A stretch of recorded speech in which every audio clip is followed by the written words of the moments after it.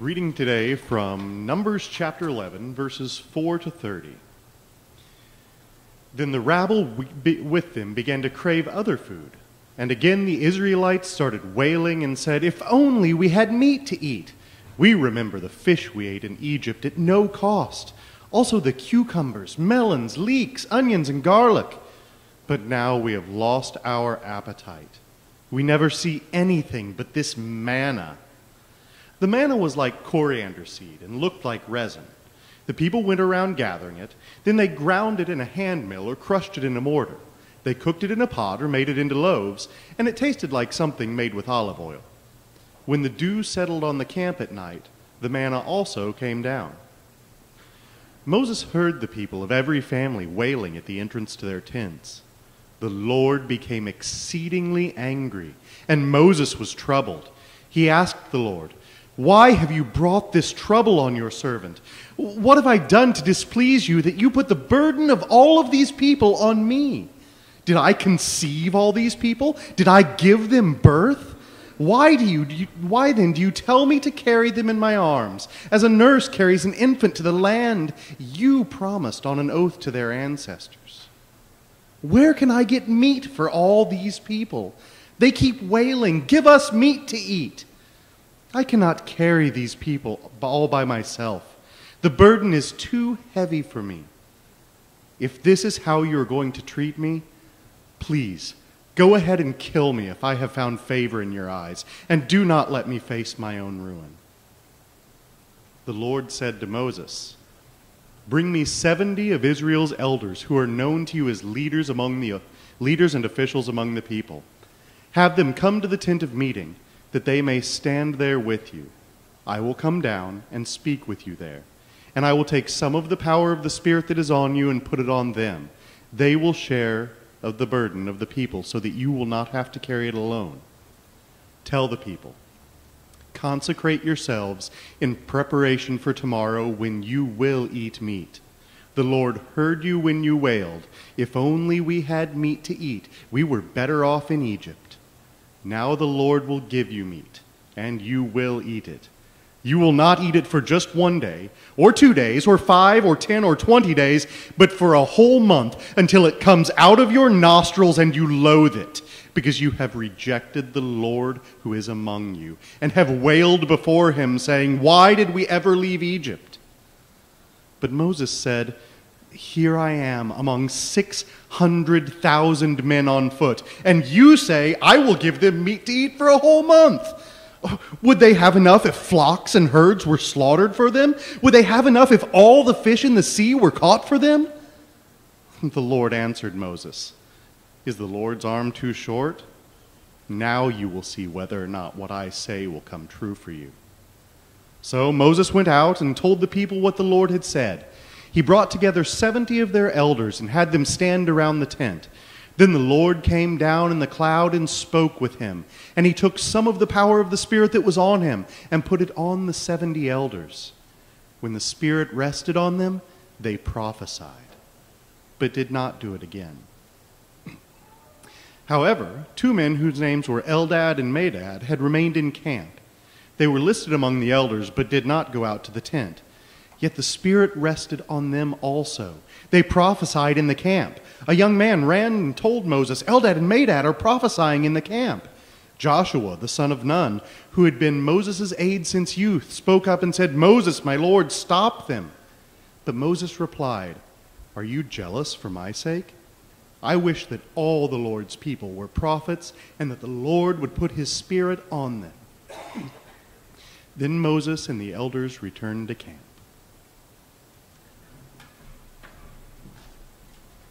All right, the next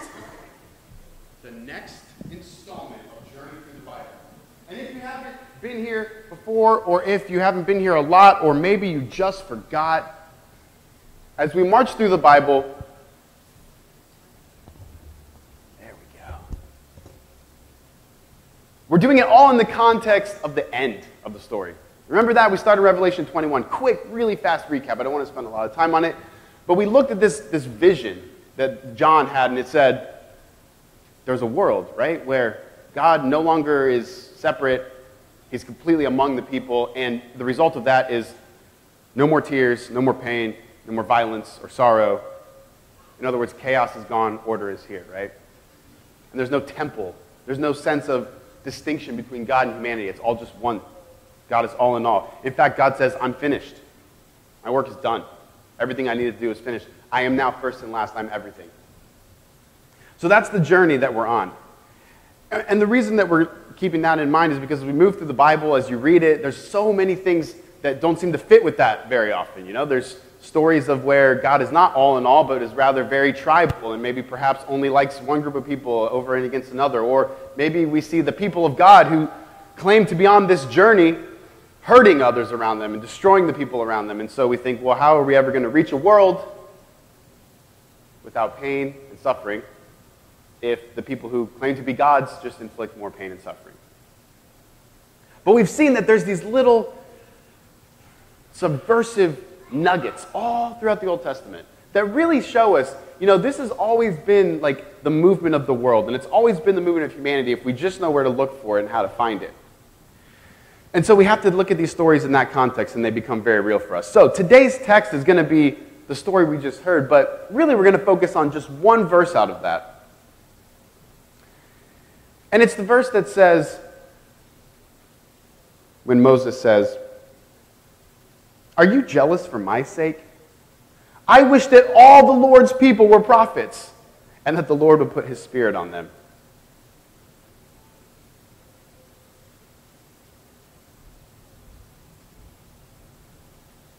Pardon me.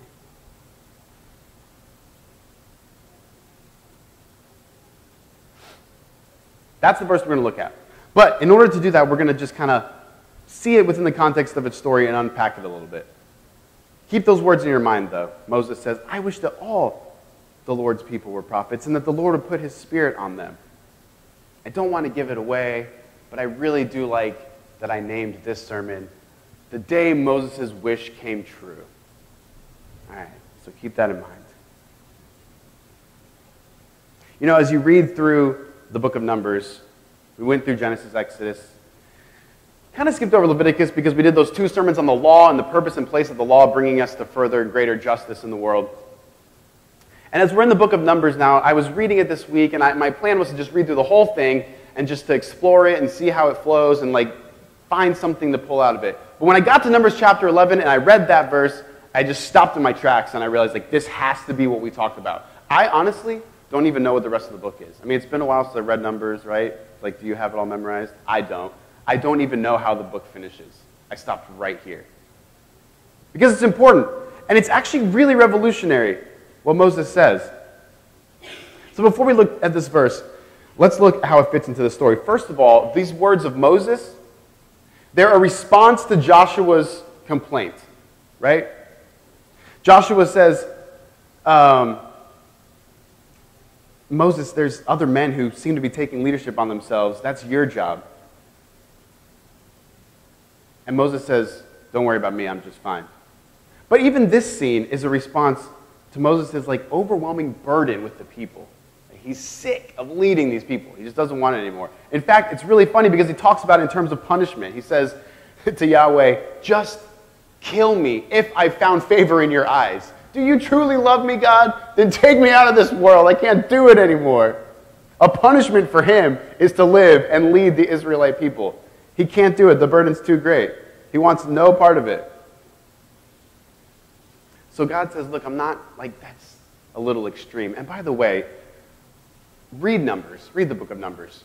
It's really fun. I promise it is, right? Like, it's riveting because you have this play back and forth where God's calming Moses down, but then a couple chapters later, Moses is calming God down, and they just go back and forth. Neither one really seems to be wanting to do this thing. But they keep each other going, and it's really interesting, and it makes for fun reading because there's lots of sarcasm, funny turns of phrases, things like that.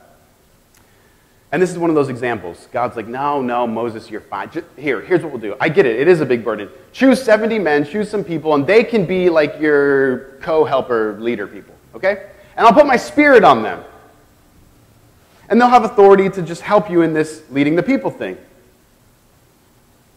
This brings us to the first part that we need to unpack of this verse, and because this word occurs throughout this passage as well.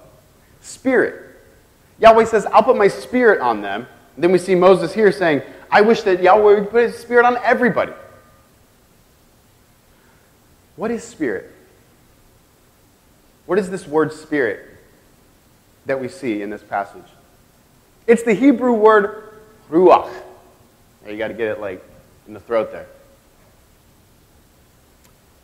Ruach, and from now on I'll probably just say Ruach, just because I don't want to do that every time.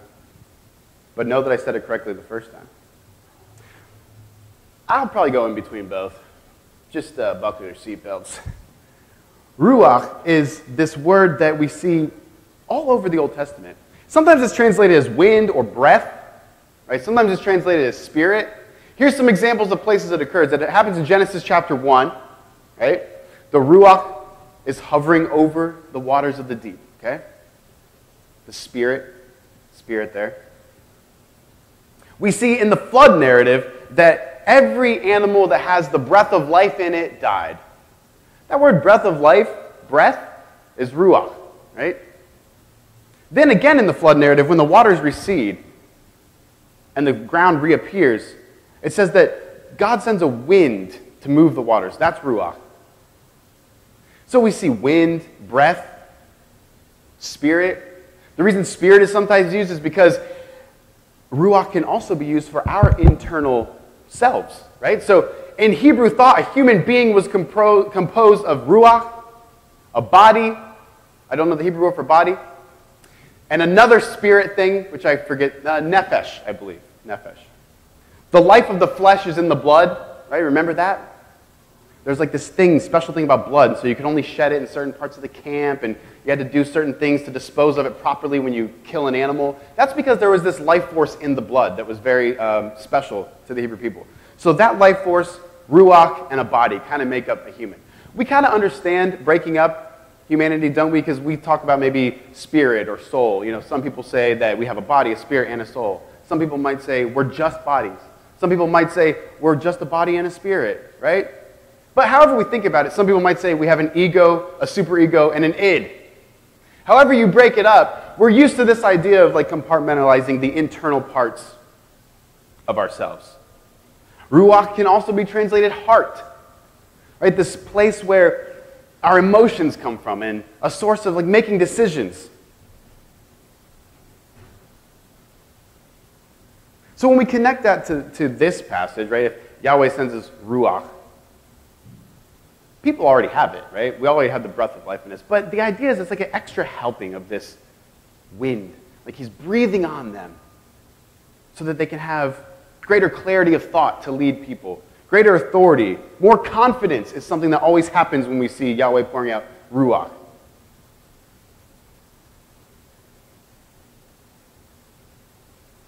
What happens when Ruach comes over you is you turn into this second word in the verse, prophet.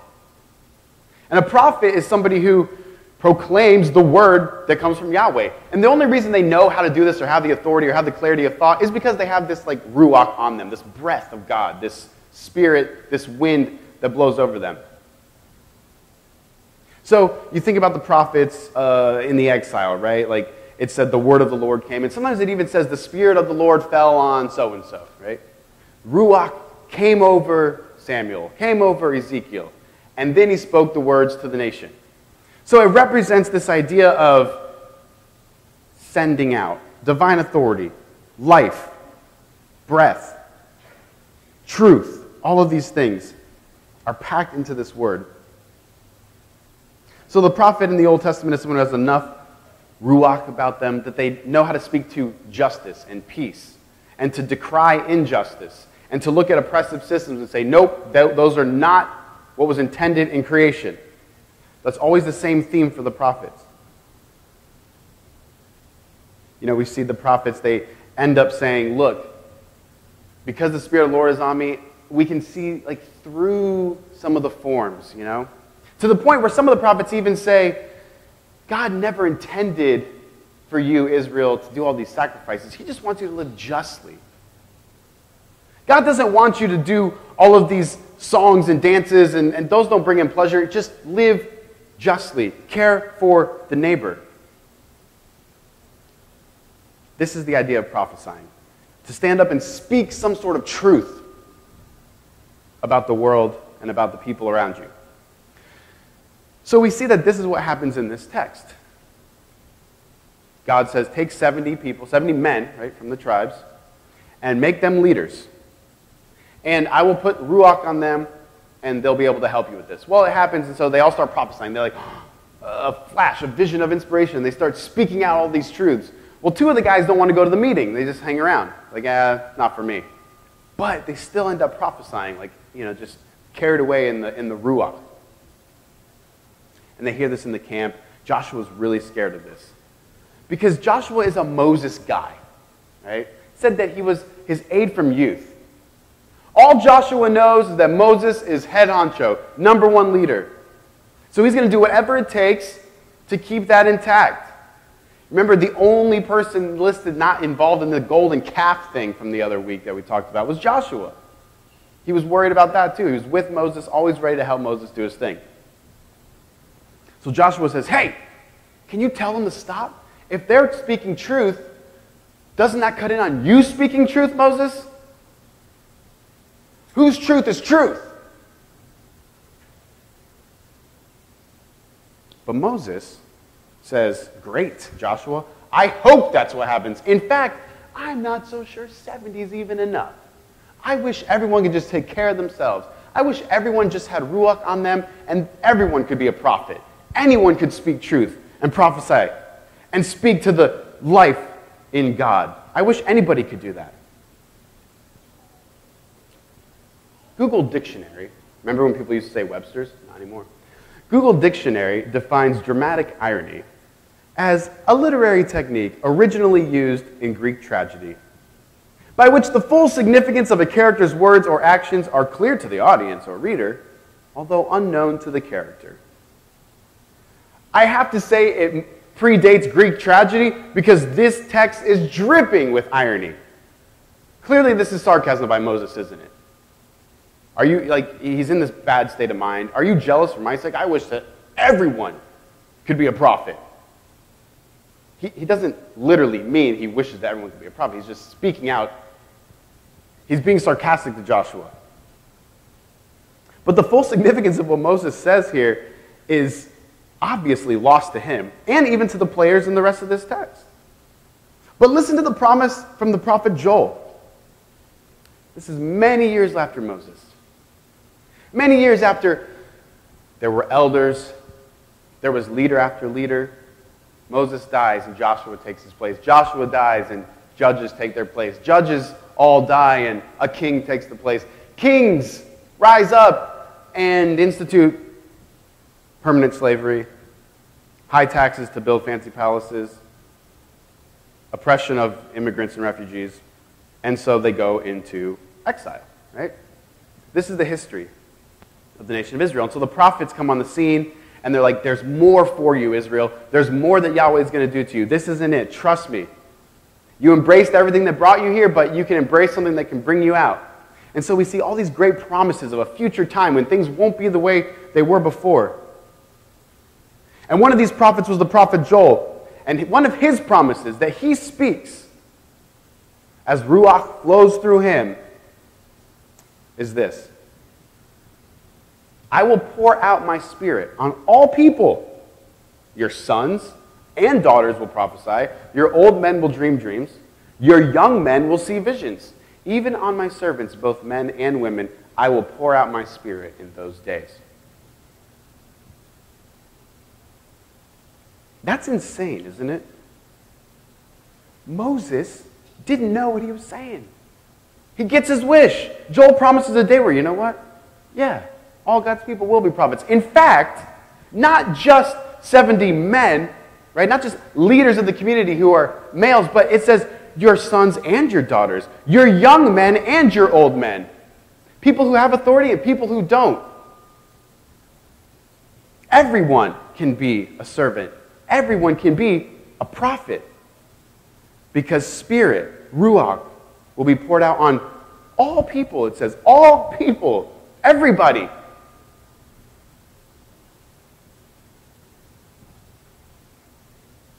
Joshua would probably be a little nervous about this, right? Well, if the Spirit's on all people and anyone just dreams dreams and everybody prophesies, how do we know who's in charge? How do we know who to listen to? I'd rather have Moses. One person, toe the line. Joshua's way of thinking is really ingrained into us too. The Apostle Paul had to deal with it. Hundreds and hundreds of years even after Joel spoke. He says at one point in one of his letters, "My brothers and sisters, some from Chloe's household have informed me that there are quarrels among you.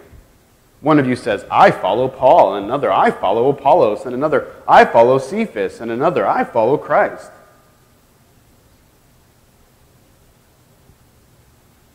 This is after, right? The New Testament. This is Paul speaking to a church, a group of people who gather around Jesus, and what's important about that is that on the day of Pentecost, we see Peter and the other apostles in the temple, and suddenly there's a rushing wind, the loud noise of a wind. If we can listen to the Old Testament way of thinking about spirit, Ruach, we know that this is playing on that idea. Ruach's blowing through the building. And what do? Well, they all end up prophesying, speaking truth to the masses.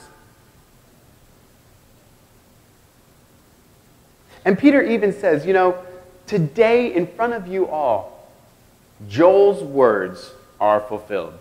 This is the day when the Spirit is poured out, and sons and daughters will prophesy. Old and young will see visions. These are those days. And so the people rallied around that and believed it and embraced that message and lived in it. And yet, even after that, and this whole new movement takes off where Ruach is poured out on all people, we see this: "I follow Paul. I follow Apollos." This discussion goes on for 3 chapters in the book of Corinthians. And Paul tries to show the people that, look, it just doesn't make sense for you to idolize one person or to box everything you are as a person into the teachings of one group. It doesn't make sense. And he does this in typical Paul fashion by being very detailed and, of course, appealing to the cross extensively. But the main focus for us today is a couple of things he says along the way. As he's discussing the problem, he actually introduces the role of spirit. We have to remember that Paul, his whole framework, everything he was formed by these Old Testament, or as Paul would say, scriptures, right? He's just rooted in them. Everything he knows is these stories of Moses and Joshua and Ezekiel and Daniel. This is what forms his thinking, his worldview, and so he brings words from that, of course. Ruach being one of them. In Greek it doesn't come through, it's pneuma, spirit. But we know Paul is thinking of all the time spirit is used in his scriptures. And so he's thinking of this breath, this wind, this movement, this dynamic force. And he says, you are people of Ruach. You are people of spirit. Why is that important for him? He tells them, don't be like Joshua, don't be like the Corinthians, right? He says, the person with the Spirit, with Ruach, makes judgments about all things, and such a person is not subject to human judgments. For who has known the mind of Yahweh so as to instruct him? But we have the mind of Christ. I hope that you can begin to hear just how radical of a message this is, how revolutionary, how unheard of for the time. Because think about what he's saying here. The person with the Spirit, right? The person who has this Ruach moving through them, they can make judgments about anything they want. You don't have to go to Moses. You can decide anything you want. You're not even subject to human judgments because, and then he quotes an Old Testament passage here. Who has known the mind of Yahweh so as to instruct him? That's a rhetorical question. Who has known God's mind? Well, nobody, of course. His ways are above our ways, the prophet continues on. His thoughts are above our thoughts. But for Paul, this question ceases to be rhetorical, and it gets an answer. Who has known the mind of Yahweh? Us. Because we have the mind of Christ. For Paul, Jesus, what made Jesus Christ, Messiah, was the Spirit on him, the Ruach. And so he knew very clearly the mind of God that led him to seek justice and peace and love and to undermine corruption. He knew it. And Paul says, you have that same Ruach on you. It's flowing through you as a community. You are the temple of that Spirit, he says. You know the mind of Yahweh.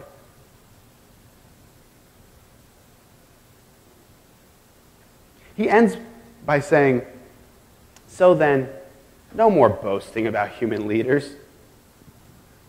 All things are yours. Whether Paul, referring to himself, or Apollos, or Cephas, who is Peter, or the world, or life, or death, or the present, or the future even. They all belong to you. You are of Christ, and Christ is of God.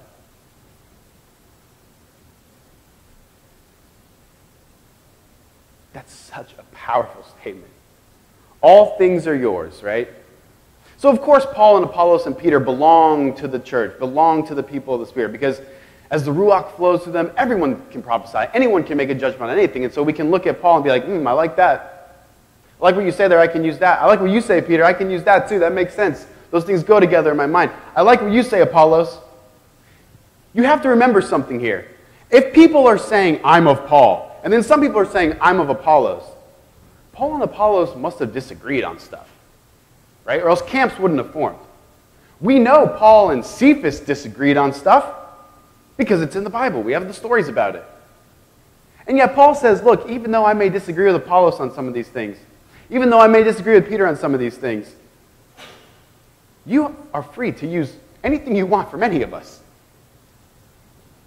In fact, the whole world is at your disposal. Even life, even death, even the future, time is yours for the taking? Well, of course.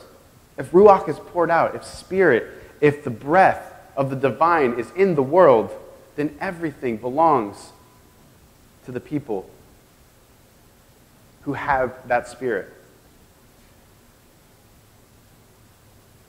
All things are yours, even death itself.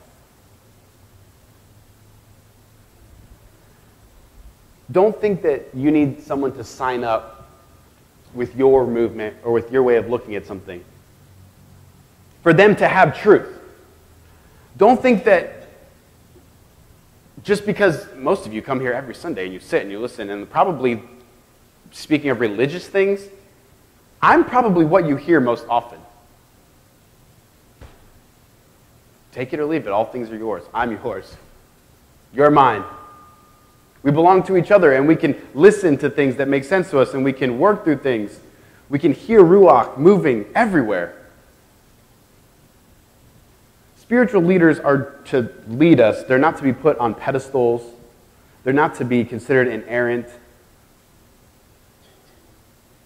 think that's why we have some of these stories in the Bible that kind of just show the absurdity of it all, right? Like, how could Joshua really just think Moses was the only one when Moses was ready to just wipe them all out?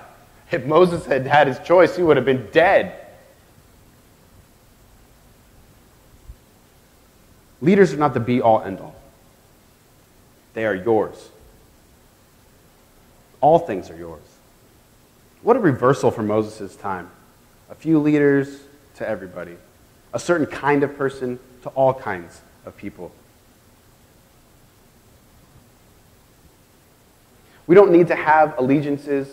We don't need to be scared if somebody says something to us that sounds very true and seems to align with what we know of God, peace, and justice, that seems to work for a better world. We don't have to be afraid if we hear those things from someone who labels themselves differently than we do.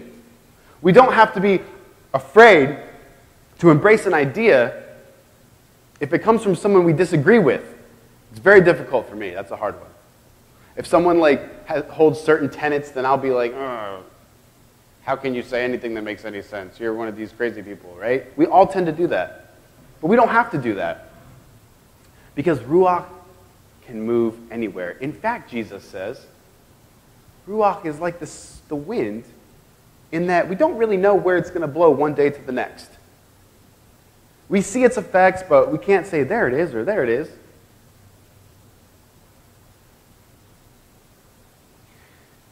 Now, the one question that comes up to me is, as we close, I was thinking about this as I'm thinking through these things, writing them down, and I realized, well, where does this Spirit, how do you get it, right? If Paul says you, talking to his community that he formed in Corinthians, if you hear this little group of you are the place where Ruach, where Spirit dwells, if that's you, that means you can do all these things. They're all yours, and you don't have to worry about human judgment. You don't have to worry about people determining if you're right or wrong. You just do your thing. If he says that to them, or are there people that then don't have the Spirit? Who are there communities where Ruach isn't flowing? I mean, how does this work? But remember that Jesus said, when I go, I have to go. I have to move on through because another's on his way. And he's referring to the Spirit. And then we combine that with the day of Pentecost where it rushes in and Peter says, this is the day. This is the day where it's poured out on all people. See, because of the work of Jesus, which was cosmic in its significance, Ruach, that Spirit, it's everywhere. It's everywhere. It's on all people. The only thing for you to do is to just listen to it. It's just to hear it. And if you're pulled by it, to just respond to it. It's almost like a river that flows, right? You're not doing anything to make the river flow, and you're not really doing anything to make the river stop flowing. It's just flowing. If you want, you can grab an inner tube and jump in it, and it's just going to move you along. Or you can just stand outside of it and watch it flow. It's still flowing. It's still there. It's not the best metaphor, but that's kind of like the Spirit, right? It's blowing. It's doing its thing in the world. It's been poured out. It's everywhere. Ruach is in everybody. Are you going to listen to it? Are you going to hear it? Are you going to jump in the river, let it carry you along? That's all it is.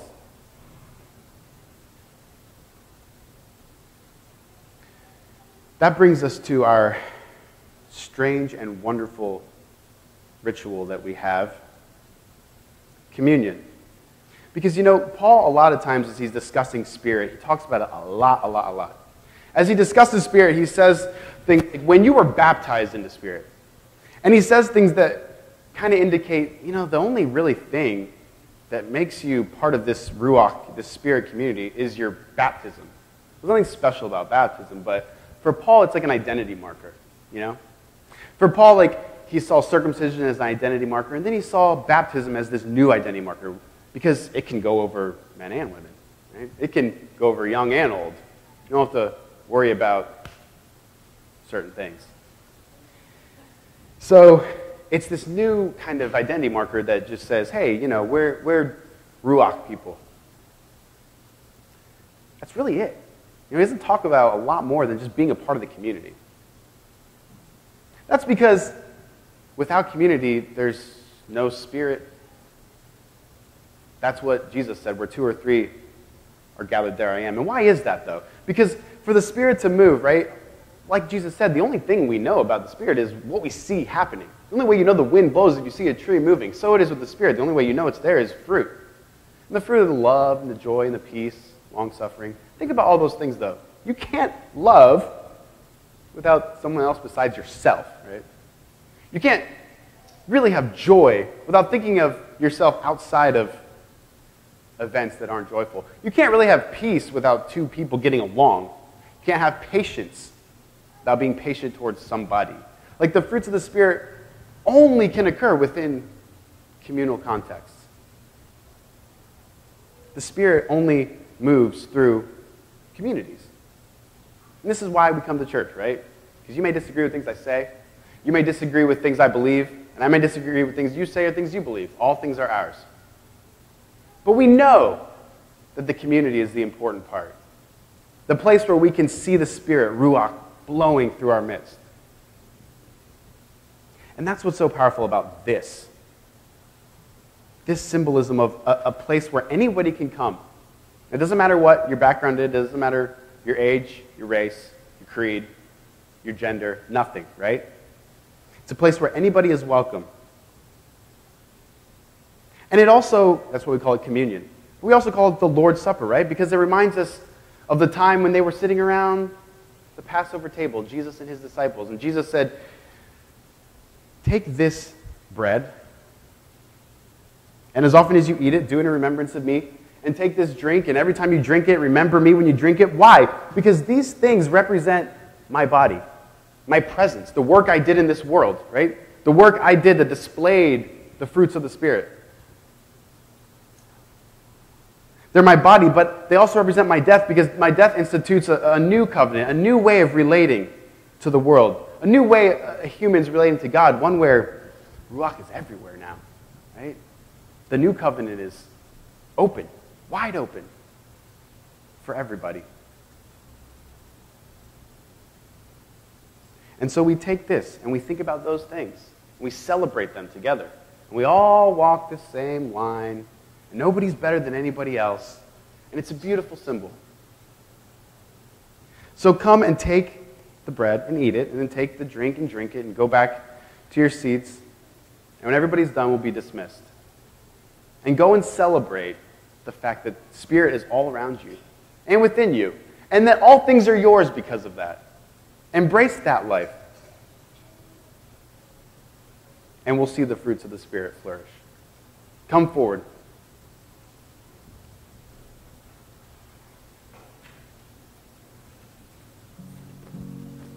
I am satisfied.